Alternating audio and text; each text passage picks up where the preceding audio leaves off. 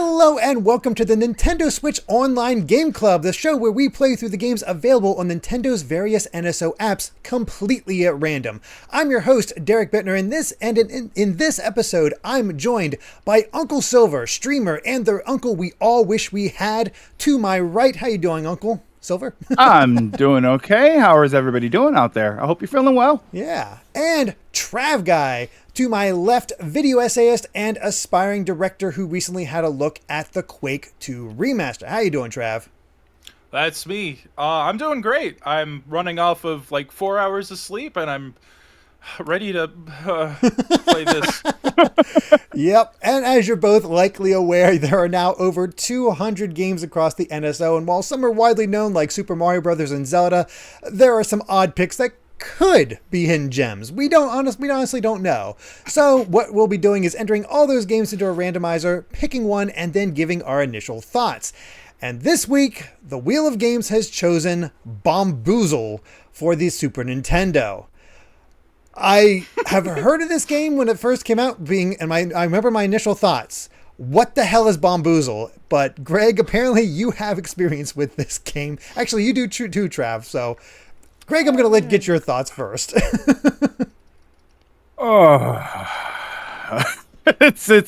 It's not a great game. It's a isometric puzzle game. It's pretty awful in almost every way. I think a puzzle game could probably be awful. Oh no. Trav? Yeah. I mean, more or less the same. I put it up on the TV when it came out on Nintendo Switch Online for about like 5 minutes. Family was confused as to what the hell they were looking at, and I haven't played it since. Well, we're about to change all that. I did a quick look after this came up because I'm like, what the heck is this? So apparently it's a puzzle video game designed by Anthony Crowther for ImageWorks. It's also David Bishop helped as well. It was originally released in '88 for the Amiga, Atari ST, and Commodore 64, then released in '89 for the MS-DOS, and then in 1990 in Japan for the Super Famicom, with it the North American version released in August. On August. However, in 1992 it was renamed Kablooey. So NSO just decided to keep it as Bombuzal. I don't know why that is. Yeah, but and I can tell you right now, the Super Nintendo version plays exactly like the Amiga version. You've played the Amiga version, or you've seen it? No, I just imagine that this is exactly what it feels like. Oh no, I've seen enough Amiga games to think, yeah, that makes sense. Oh boy, I mean, apparently it's whatever kind of puzzles we're in for. There's 130 levels in total. Our lovely live audience here looked up long play. Apparently it only took them an hour, but how long to play says 4 hours. So I don't know what exactly we're in for here. I don't even know what kind of puzzle. How much did you say? 130 puzzles? 130 levels, yes. Okay. So that's a lot per hour. Yeah, I think so. I think my math is failing me right now. Yeah, and I wonder if the how long to beat includes the time that you stop to cry and ask yourself why you're doing this. I mean, that's got to add at least. You're just here because of Nintendo Switch Online, aren't you? Yep. We were hoping for the best, and nope, we got this. Yeah, there are worse. There are worse. There were definitely worse, but Donkey Kong Country 3, Donkey Kong Country 3. Fuck the I mean, dang, I don't know if I didn't ask if I'm allowed to swear first. It's all right. I feel like that's we're allowed that PG-13 rule where we get one in. I thought you were saying Donkey Kong 3, Country 3 was worse than Bombuzal. I was gonna say you're gonna have a lot of people in the comments mad at you. Yeah, they are. I'll let them think that. Let's get that comment engagement. Why not? There you go. Yeah. Apparently, the reviews on the Commodore and Amiga versions were actually quite high, 97 and 92%. But when it got reviewed by another Commodore 64 magazine, they're like, no, this sucks, 50%. So, yeah. I don't know what we're in for. It feels like a rough time, and it really feels like my journey so far with this game club has been up and down. Like there's not been any consistency. But also, I don't know if you're seeing the art that's on the How Long to Beat page. Totally different than the game. Oh, really? I know they're showing the old Commodore 64 art on Wikipedia. Oh, well, that explains it. And there's this weird looking guy that's like, you're no Bomberman. Like, that is not an appealing looking person whatsoever. Oh my gosh, is this their answer to Bomberman? That might make sense. I don't know. I don't think so. Like, it definitely doesn't play anything like it, other than the fact that it's bombs and a puzzle game. Yeah. I mean, the bar is really, I was about to say high. Bar's really low. Yeah, I'd say pretty low. Oh no! I went to Moby Games because usually they're pretty good about having like cover arts and whatnot on here. Because I put the cover art in post for these, and I was seeing the art, the screenshots from the Amiga and whatnot. Oh, this is hideous. yeah. That artwork that you're looking at looks like a really weird dude. Yeah. But in the Super Nintendo game, it's like a jelly bean. Yeah, a little bean man. It's like a mutated version of the Grimace. Yeah, with a nose. This is. Oh God, we can't escape. So yeah, This is Fall Guys 0. Oh God, it kind of looks like the little Fall Guys bean, right? Which one of us are gonna get the victory royale and Bamboozle? That's a good question.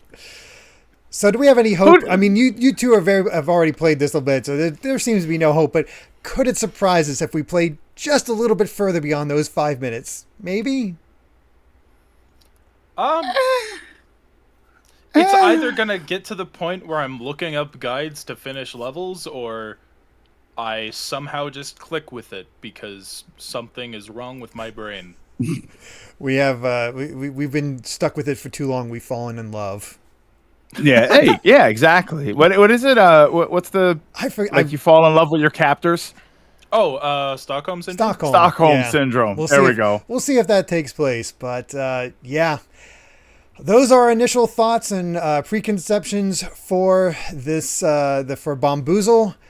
We'll be back after to give our full thoughts on this Super Nintendo puzzle game. So we'll see you soon.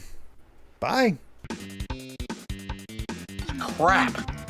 Pure, unadulterated crap. And we're back after a week of playing Bombuzal, or is it Kablooey? And maybe I'm wrong. There's a lot of games left to go, but I'm pretty sure we've just found the worst game on the NSO. But what about you two? Let's start with you, Trav. What did you think of Bombuzal? Sorry, I'm laughing at Greg's face right now. This is for you, Derrick. I'm sorry. Blame the Wheel of Games. That's what it chose. It decided to punish us, apparently. I mean, playing Bamboozle was a lot like how Greg's face was making me feel. It's painful. It fills me with regret and dread. Maybe not regret. I'm glad I got to share this experience with you guys. But it's not good. It's not good. The first thing I did when I started the game was walk off the edge. Not even because I meant to. It's just because the isometric view was like, which way's left? Yeah. Greg, get into it. Brother. Unleash. Whoa, boy. Here, get ready for the longest episode ever. No, I'll tell you what. I will address points that you bring up, because if I go on a rant, it's nonstop. The movement is the biggest issue for me. This is where I've always hated isometric games with the isometric view. And as I was playing it, I realized that it's not the view, it's movement in the view. When you're tied to diagonal movement with every device designed around up, down, left, right, it's just very difficult. I actually played. I don't have a controller with me. I actually played with my controller angled. Oh, okay. So I held it like this. It was the only I way didn't need I to do that, but it did take mentally some do it. adjustment to figure out, okay, this read goes that. And I still made mistakes, but I didn't find it Yeah. too difficult to get that isometric view under wraps, but I can totally see why you would. Yeah, have issues. I can never do it. And I'm talking back from Hubert. You know, back in those days, I had a hard time with it. So I couldn't. Oh my god, it was awful. Did you guys abuse the rewind feature? Yes, I did. I did. Because the thing is, lives are pointless in this game. You get an extra life for every level you beat, and you get a password for every level you beat. With that password, what's the point? Just give us infinite lives and it still provide that password or whatever. Yeah. You have to restart. Yeah. I'd just save myself time, but anytime I made a mistake or something didn't work out like I thought it would, rewind, try again. It was just a time saver at that point. It didn't make the game easier. It just like, okay, I'll just try a different thing a lot quicker. Yeah. Did you die? Did you run out of lives? No, because I just kept using that. You were around the whole time. Before I started to use rewind, I thought, oh, let's go by the life meter. Let's go by the life counter, and see what happens. If you run out of lives, it just starts you over at the same stage. What the hell's the point? But you lost your highest score. Now you can't brag. Oh, who cares? I gotta be matter, number one amongst my friends.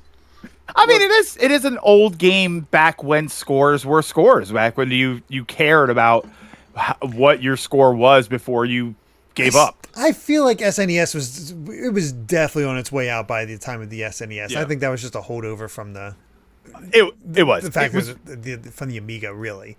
Yeah, that was way on its way out. Mm-hmm. Even back, Mega Man 1 had a score, and they removed it by 2. Yeah, they realized there's no point. There's no point here. The only time a score kind of matters is when it's like, you reach this amount of points, you get an extra life. Yeah. Yeah. That's sort of its at that point, thing. they're just glorified coins. Yeah. Or rings, whatever. Pretty much. Same sort of thing. What have you. So, yeah, we'll get into the gameplay portion of this, but first, some backstory. So, if it wasn't obvious, this game began as an Amiga title. It originally came out on the Amiga and ported to a bunch of those early PCs, the Atari ST, the Commodore 64, DOS, all that stuff. It was made by ImageWorks, and they are a British developer. Like, this is a British game, and somehow or another, it got, I think because it was on all those systems, and those systems also happened to be popular in Japan. That's how they got Ultima and all those other classic PC RPGs that really took off for them. This got brought over as well at some point. It doesn't say anything about this. I'm just going off assumptions here. Yeah. And apparently it did well enough because the original games actually did very well as far as critically for the C64 and Amiga. Granted, that was in 1988. These are old ass games. Yeah. And they were different. Like I was looking up some of them. I think the Amiga one and the C64 one were top-down games. Oh, okay. So they didn't have that isometric angle. I think the Atari ST version had the isometric angle. When it's top-down, it looks totally playable. It reminded me of something like a Lolo game. Well, because I actually went in, and you know how NSO, they have like the press X to look at like details for the game. Yeah. It says, switch between isometric and top-down view. And so I'm like, okay, I start messing with the buttons, and I find that, select lets you view it from a top-down view. Yeah. But then you press a button and it goes back to the isometric view. Yeah. And the timer stops when you're in the overhead view. So I would sit there on that screen trying to solve the puzzle. No, I didn't bother. I would just do trial and error the entire time. Yes. I really didn't put much thought into it, to be honest. It was just like, I have a vague idea that this one will work here and we'll do that, because it was just so slow to transfer between the two. That's why I looked at the top down. I was like, you know what? It is way too excruciating to move around in a trial and error basis. Let me figure out some plans before I try and execute them, because if I have to walk 30 spaces, possibly off a ledge, in order to try something that I find out doesn't work, I'm gonna start crying. Again. Fair. So the other notable thing about this game, well, I guess explain the name. So it's called Bombuzal, and then it got brought to the Japan, I have to assume, where it was picked up by Kemco, and Kemco decided to publish it in Japan, and then eventually brought it to the States for the Super Nintendo. And for whatever reason, they decided to change its name from Bombuzal to Kablooey. So that's why it's Kablooey on the title screen, but it's Bamboozle everywhere else, because I don't know. Nintendo just decided to use Bamboozle for their actual name. Knowing licensing, there was something else called Kablooey, and they couldn't do it, or it was probably something like that. Yeah. Well, from what I'm reading, it was the Famicom version that was put on NSO, but they used the box art from the other region in the menu for NSO. So that makes it even more confusing, because you start the game and then it gives you a completely different title screen. I certainly was confused when I first started it up. I didn't even notice. I clicked Bamboozle and started playing and openly weeping. And then it wasn't until I played it on stream that everybody's like, no, it's called Kablooey. Like, what? No, I think you're wrong. Oh, no, you're right. What the hell? This is not going to be the new Berenstein Bears thing. No. Okay. No, we cannot let that happen. It is too obscure to let that happen. It won't be, because people like the Berenstein Bears. No one played this until it came out for free on NSO. True. I also had a laugh at this. I mean, I'm sure they are, but the Wikipedia entry for this mentions that there were levels designed by several gaming celebrities, including John Rittman, Andrew Braybook, Jeff Cremond, and Jeff Minter. I looked up each of their wiki articles. I know nothing about these guys, because it's all that Amiga time frame. Oh, okay. Like John Rittman, most notable thing I can see is Batman from Ocean for Amiga. Andrew Braybook, apparently a shooter called Uridium, and Morpheus. Uridium with a U? Yes. Oh, I played a game called Iridium with an I. Yeah. Uridium. The Jeff Crammond did a bunch of Grand Prix games on PC in late 90s, early 2000s. Before that, around the time he was doing stuff for the BBC called Revs and the Aviator. He was very much a race car guy. And the final guy, Jeff Minter, was the one whose career went the longest. He did stuff like Tempest 2000 for the Atari, and I think all the way up to 8th generation games like Polybius for PlayStation VR and Oculus Rift. And wait, stuff. the creepypasta game? Yeah, the old Legend. That was the old that supposed. It wasn't that the game that was supposed to simulate LSD. It was allegedly a mind control thing from the CIA. Yeah, and then they turned it into its own game. Yeah, the legend was that there were machines out there. You haven't heard of this, Derrick? Oh boy, you never heard this? I vaguely remember this. I just forgot it was Polybius, and that they decided in the modern age, let's make that a VR game. Yeah, which is a great idea if you think about it. I mean, I was gonna say Bamboozle is my Polybius. What's great about Polybius is either it never existed or it did and it worked and we all forgot about it. There you go. I like it. I like it. He also made a game called Moose Life. He did make Moose Life. That's a thing. Wow, that is the shortest wiki page I've seen for a PlayStation game in a while. All right. As far as ImageWorks themselves, they are definitely just an Amiga company making a lot of stuff and a lot of tie-in stuff. Like they did Back to the Future 2 and 3. They did Predator 2, and then they did Amiga versions of TMNT 1 for NES and TMNT Arcade for the Amiga. So I'm sure those look fantastic. Oh, game of the year. Yeah. And believe it or not, Kemco actually made a sequel to this game for the PlayStation and N64. But under two completely different names. It was called The Bombing Islands on PlayStation, and then Charlie's Blast Territory on the N64. Wait. Charlie's. Oh my God! Wait, I think I've seen that game before. You might have. It got terrible scores as well. So. Charlie's Blast Territory, the bombing. I've seen this game. Yep. That's what this game is. That game is a sequel to this. Oh my God! I instinctively knew to hate it. There you go. Oh. Yep. So that's sort of its legacy. Getting into the game itself, the best way to explain it is it's a bomb puzzle game. You have bombs spread across a map. The small bombs only cause one square to explode, and you have to basically set it off and get to a safe space so that it'll blow up when you get to the next. Like once you move one square, it will explode. Yeah. Yes. So you set it off, move one square, then it'll explode, and if there's others nearby, it'll chain react those, and the bigger bombs set off bigger chain reactions, and the idea later on is to cause those chain reactions in order to clear out all the bombs without killing yourself.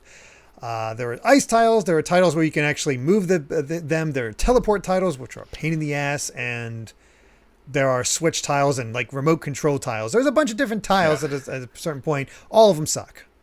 And I had to look up how to move the bombs. Yeah, I had to look up all of it. Yeah, I did not. Like, I just messed around the controls and got all of it.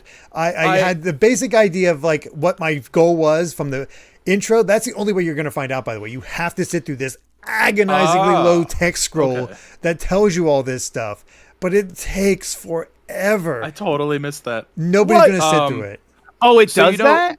Yeah, when you're selecting one or two players, it'll go across. I did see that, and I just did not care enough to sit through it. It's too slow. I looked at a video for the C64 version, which has a great intro song, by the way. It's awesome. But I was watching a video.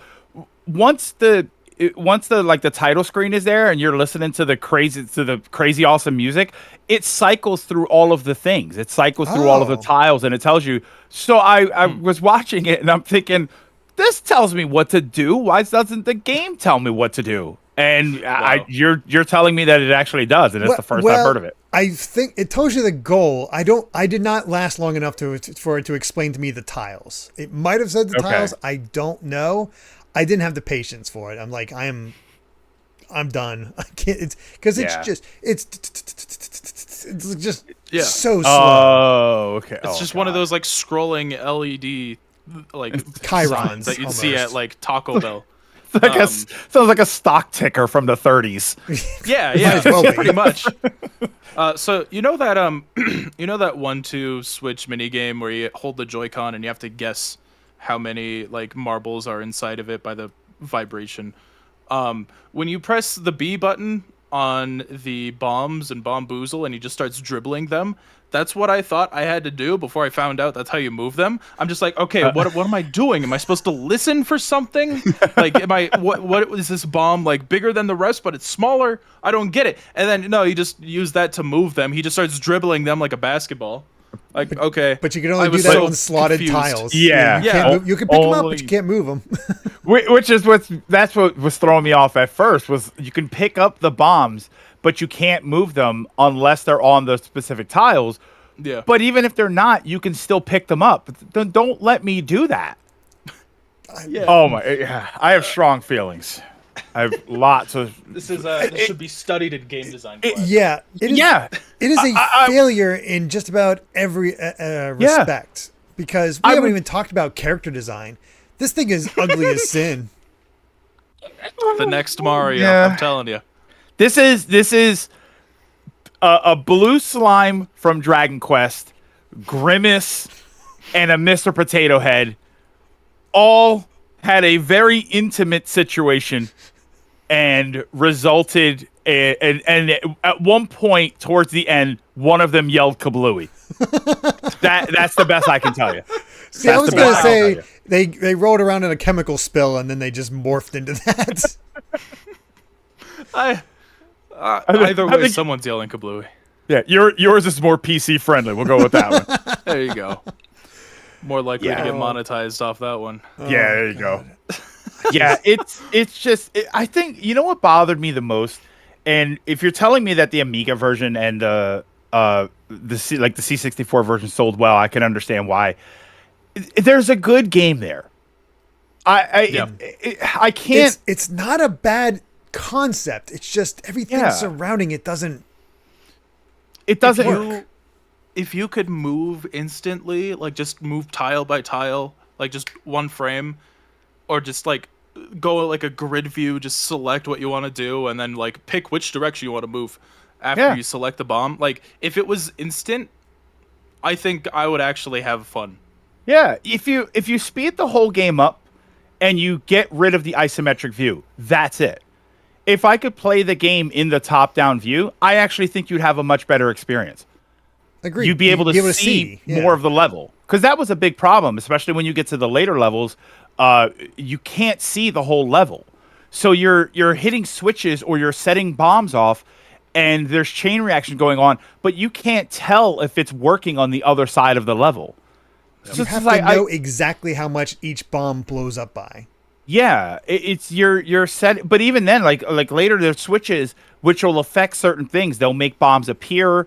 They'll change other tiles to other things, but you don't know. So you have to hit a switch and then either walk over there or go to the top-down menu in order to see what's different.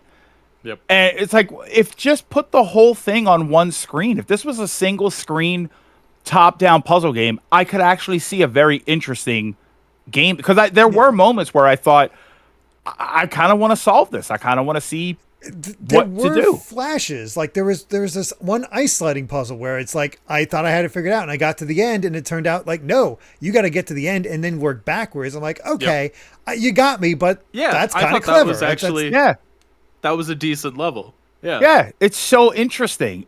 But you're in this zoomed in isometric view. You can't see the whole level. You can't judge everything properly. And it just was, that's why I said, like, I don't want to trial and error that. I look at the top down view, I figure out what to do, and then I execute it. You have a better memory than I do, because I'm just like, I don't know if I could remember all the steps I needed to do without constantly checking about, is this the right bomb to do this? I also, I just couldn't gauge like exactly how many tiles the largest bomb would blow up, for example. It was just like, the one I don't know.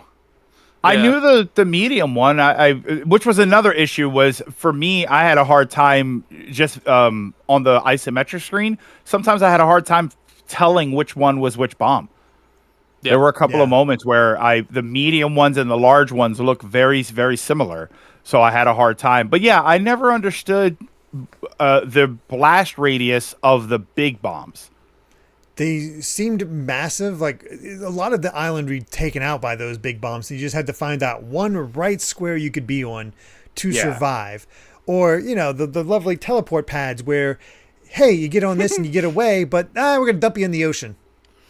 Yeah. Yeah. So it's like, okay, here's a big bomb that you wouldn't survive standing next to, but there's a teleporter right next to it. Like, I get what they're going for. It's like, oh, okay, just escape onto that. And then you find out, like, either earlier in the map, you blew up where that portal exit was going to be because they don't tell you where it takes you. Or no just, indication. like, And then in some cases, I think it was one of the later levels I played, where it's just like it teleports you to this like island with a single small bomb on it. It's like, okay, well, I clearly have to do this last, right? And then it's just more trial and error. I'm just like, nope, rewind. I don't care. And to me, you just hit on one of the biggest problems, which is, and it's made worse by the fact that you can't see the whole level. It's just a lot of trial and error. Yes, I don't expect them to give you all the answers, but there is a lot of, I just have to blow this up, and I just have to do this thing that I know is going to kill me, but I need to see how it's going to kill me so that I can figure out how to survive it. Where's the remaining piece of land that I can actually work with, or Yeah. something like that. But other times you need to blow it up in certain orders or move them to a certain spot. And, you know, those are just later levels. Like I did a very cruel thing in one of our patrons, Shell Shock, was streaming the earlier, and they would happen to be playing NSO games. I'm like, hey, try Bamboozle. Let's see what you think of that. They could not make it past the first level because because they're streaming, they're not looking at the instructions. They have nothing like that, and it just really laid out how unintuitive this game is because there's no indication of what you need to do whatsoever when you're plopped on there. So you try out buttons and you blow yourself up like, okay. And again, the first thing they did as soon as they started up that game, walked to the right and fell into the water. Yeah.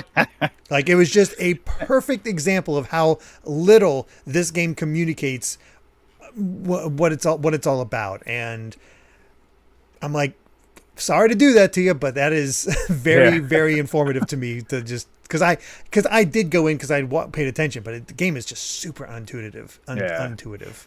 And Trav, I like something that you said earlier, which is like they should teach this game or play this game in game design.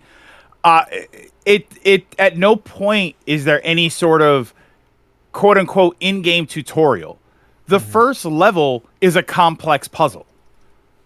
There's no, like, I feel like for a puzzle game like this, the first couple of levels should just be teaching you the mechanics in a safe way. Yeah, just give me a 3x3 grid with a small bomb in the middle. All right, walk up to it. Hold A, walk away. All right, you did it. That's how small bombs work. Yeah, exactly. And that's one level. Who cares? Like, what are you going to say? Oh, you're limited to 30 levels, so, oh no, that eats up an important slot. No, you just add another level. UK celebrities, they got to get these levels in, man. They got to really show their stuff because I'm sure you both saw it on the Wikipedia page. Apparently, there's 130 levels total in this game. Yep. And I'm afraid of what the final level is like. I can't imagine what anything I'm looks looking like up a task run right now. Where we got and that's something that I think for everybody listening, I'm pretty sure we saw all of the mechanics. Yes, based on right. Yeah, based on as far as we got, I'm pretty sure we saw every kind of tile or enemy that the game has to offer, because there are a couple of enemies. There was a bouncing ball, twirling one, that rotating orb thingy. They have them listed here. There are only ever those two enemies. They're called Sinister and Dexter, apparently. Awesome. Yeah. Beware, I live.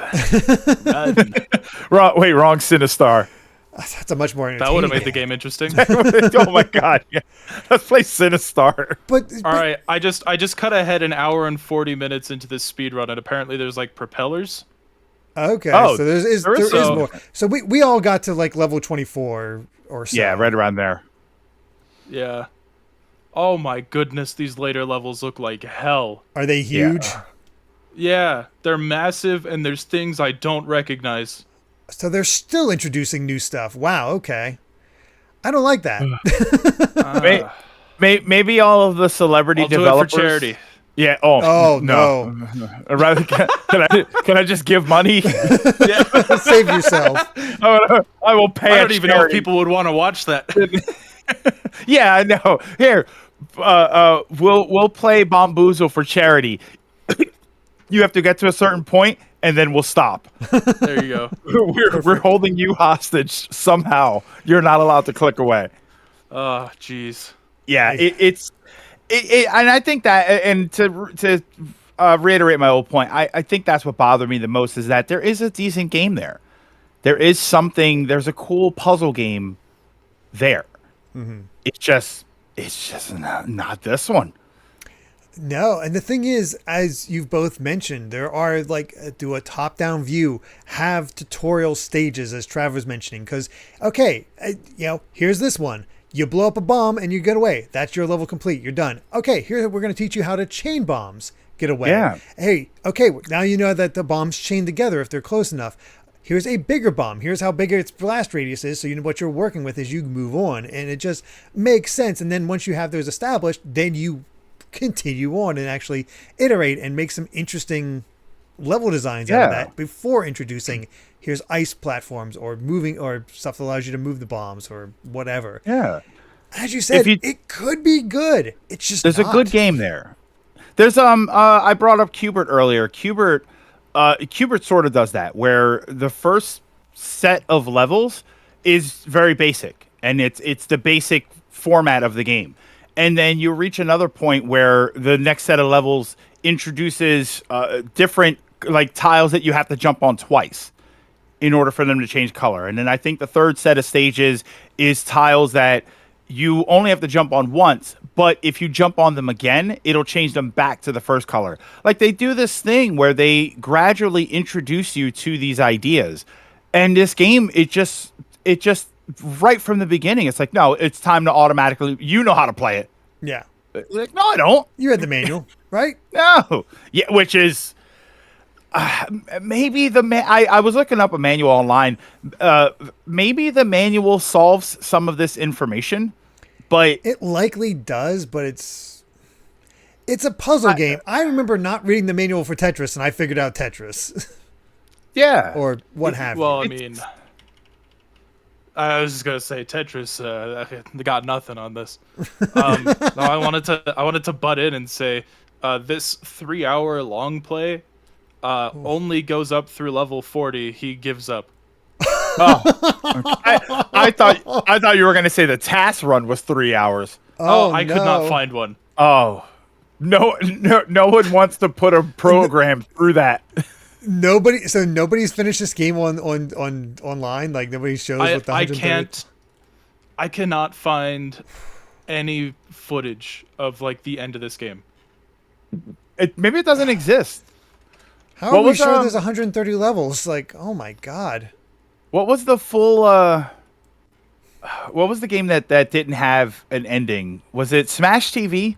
I think it was the arcade for Smash TV. Like they didn't program an ending or something. Or they didn't program the thing with the keys. There's like 10 keys you get, but it doesn't do anything because they didn't program anything in that fix. I think it was Smash TV. Maybe. I'm not 100% positive on that one, but yeah, maybe it runs out of programming like Pac-Man. I found it. A 53-part Let's Play. Oh no. Oh. He's up to a level 122. That's not even the end. Is this where it ends? Is this the last one? I gotta know. You gotta know how it ends. There's no story. Just to put it out there. There's no. You're just plopped as this guy straight into this, and good luck. There's no setup, nothing like that. There's no reason. There's just no reasoning for it. Kablooey. It is bare bones. Maybe 60 parts. Maybe that explains the appearance of the character. Maybe it's not actually a physical character, but like a representation of the madness you'll experience. There is an ending. You know what I mean? There is an ending? There's an ending. Oh my God. It ends with him walking into the sunset, throwing bombs into the ocean. And then he accidentally walks left, doesn't he? I can't believe there's an actual ending. There was nothing to introduce any of this, that's for sure. Yeah, I'm sharing a link in the Discord with the timestamp. It should just take you right there. It's in the green room. Oh my gosh. I might have to share this with the live audience as well. Yeah. Just because this needs to be seen oh here. God, wait. You just... Oh, look at him. He is. He's so happy. Yeah, why? He's happy it's over. This is like... Yeah. I need this, but with the sad Hulk walking away music from the original show. This is SNES. Yeah, okay. That's the SNES. Recognize it from the above. Wow. Oh, that's great. Thank you for that. I'm going to watch that later. Yeah, it's just like Mega Man when he's walking away from the explosion. And yeah. Yeah. So what would that be? That's like 10 minutes per part, 600 minutes, 10 hours. Oh, God. I wonder if he did it with a guide. I would hope so. I 9 months ago for top comments. It's been 12 years of posting this video. I just found it now. You might be the only source that video is going through all the levels until now. Yeah. Respect. Oh man. 666 views. Nice. Everybody click it. That deserves way more views. Some people just deserve attention for what they've done. Oh God, after he finishes throwing off of the ocean, he comes in with a creepy smile and throws it at you. Just a Kablooey jump scare. What the hell? I am just in awe. He looks way better in that little outro jump scare than he does in the in-game sprite, though. Oh, look at it. Little bit. Little bit. Oh, I've just thrown off when he throws the bomb and it says bomb. Part of the M is covered, so it looks like it said bomb. Bomb. Wow. Yeah, I think this really is like the only footage on YouTube of the all end of Bamboozle. the game. Yeah, I ain't doing it. No. That was a brutal. Like, my plan going into this was just like, hey, I'm not planning on beating this, but I'll try to do like 10 levels a night. I couldn't do it. I did it the first day. I got through the first 10 levels the first day. Second day, I got to level 16, and I'm like, I'm done. And then I talked to Greg, and he made it to 24. I'm like, all right, fine. That's right. Yeah. Derrick found out I was further. I could not care to play more. I'm just like, come on, it's for content. It's for content. I got to do this. People are depending on me. And then I'm just like, I can't. No, none of us did it. If you needed footage, maybe. But I at some point I was like, you know what? I got enough to talk about. We have plenty to talk about. It feels like we're already kind of stretching it because like there's like I said, there's other panels in there. They don't really change much. It's just another pain in the ass for you to try to figure this thing out. Yeah, because they don't tell you what they do. Here's this new thing. This is a bomb with a remote on it. Like, okay. Well, actually, no, that one I figured out was like, okay, well, it's probably just going to detonate the same one. That was like one of the few that I immediately was like, okay, I know what that does. Took me a second. I thought there was a remote. I thought there was like a switch or something I was supposed to flick and that they were going to be remote detonated. I didn't realize you have to detonate one and then it would detonate all the others. I saw the little satellite and my thought was, oh, there's probably a switch somewhere that I flick it and that sets all the bombs off. Okay, and then I set one off on my own, and I realized all of them went off, and I was like, okay, they set, okay. It's all trial and error. It's really all. Yeah, exactly. Oh, I mean, you're doing like we've said a million times. It's trial and error from the beginning because I immediately walked off the stage. Yeah. and who knew that was the right move all along? Yeah. There you go. The move is to not play. Just give up from the beginning. The only winning move is not to play. I think that sums it up. And I unless we have anything else, I believe we've said all we've wanted to say about Bombuzal. But let's make this official with our final verdict. Would you recommend it as an NSO or tell people to stay away with an NO? Greg, let's start with you. I mean, if I have to say no for as many times as necessary for people to get the point, go. I mean, look, it's free if you have the NSO. Give it a whirl, play it a couple of levels, understand the pain, and then never touch it again. This will make you appreciate other video games. Yes. I think that's the key thing is like we say this. You do not understand it unless you try it. That is the thing. You really will not understand what we're going through unless you try it yourself. But Trav, let's make it official for you. And oh no, fellas, I never want to touch this game again. If this was its own game, I would have uninstalled and refunded right away. But unfortunately, I keep giving Nintendo money. We all do. It's a problem. You're paying for this. Yeah. Yes, I am. I actually just remembered one thing that we forgot to mention before I give my score. The music sucks. Oh God! Yeah, we didn't even talk about. At the beginning, it's you're not ready, and then it's like for whatever reason it loops as you're playing through, and you get this like sort of like remix of get ready. Ready. Like, no. For what? Why? Why are you doing this? And then, Greg, you played the original version, which actually had a pretty great tune. It was great. It was so. I wish I'd have grabbed the link of it. I would recommend everybody check out the C64 version of the game. Just let the intro music play. It's so fun and entertaining. Someone really thought that they were cooking with that. It's like we can get vocals in here and have this woman say "get ready" all the time. That won't get annoying.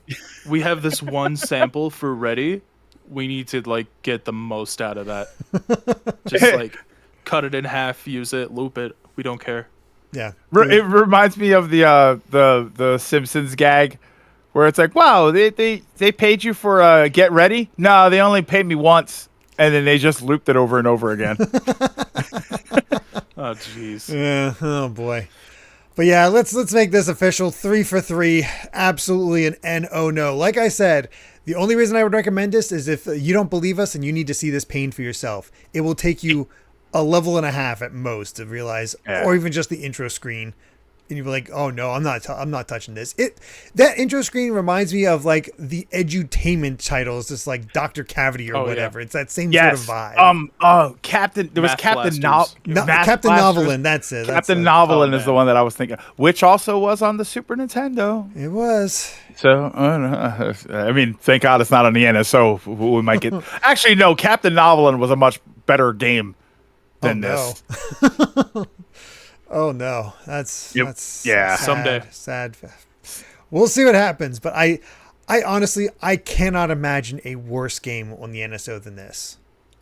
I don't know. I'd have to really look at all of them, but they have to be at least have some sort of entertainment value. Maybe might be simple as dirt like Xevious, but they're still like in historical importance, and you can understand why it was considered fun at the time.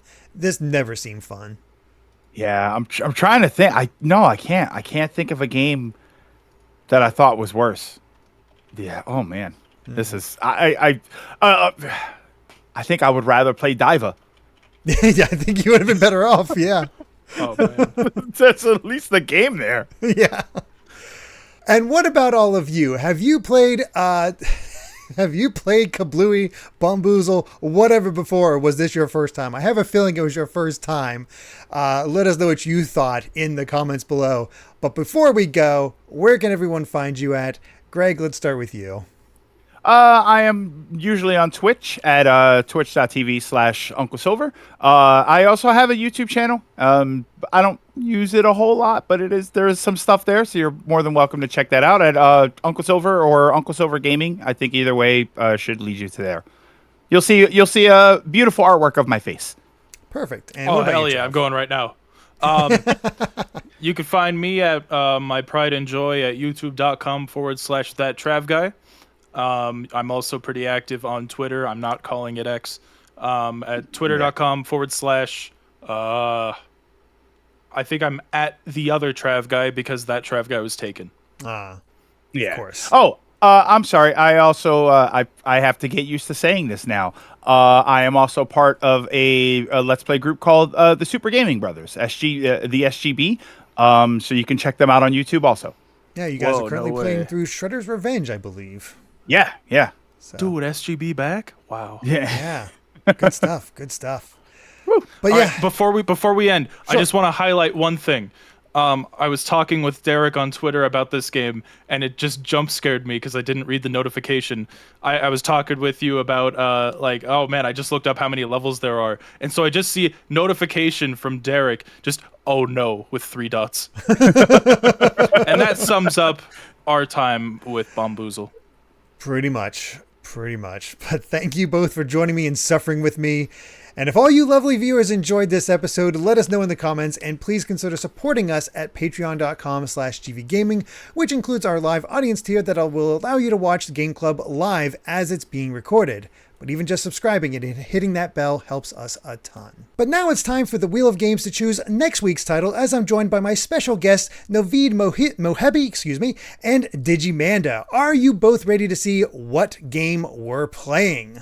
Yeah, hopefully it's not Bamboozle too, or whatever. I don't know what's on there. But. Yeah, that's the question. That's my question at this point. Is there a game worse than Bamboozle? God, I I'm hope just not. waiting for a Buck Bumble too. That's really what I. Oh man. We just need Buck Bumble on the N64 NSO. That's the real question. I've never played it That's before, and I have no idea if it's actually any good. I just sit on the menu and listen to the music and then rate it based on that. So I mean, that's a 10 out of 10 automatic recommend at Exactly. that point. That's just easy. But yes, let's go ahead and bring up our wheel of games and click to spin. And it's spinning now. Our game for episode 5 is going to be Light Crusader for the Sega Genesis. okay. I believe that is I'm only vaguely familiar with it. I believe it is a isometric Zelda-like. Okay.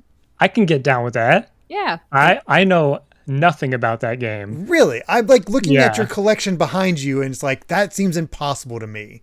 Sega Genesis is a little bit of like a spot where I haven't played a whole lot of games for. Like I have a decent amount, but something like Light Crusader definitely haven't played, and I don't like nothing is coming to mind for that game. So it's going to be interesting to see. Yeah, I was the SNES girl on the street. We had the Genesis boy down the street, and I would go over there to go play like Taz, the Tasmanian Devil, but that was about all my experience was with the Genesis.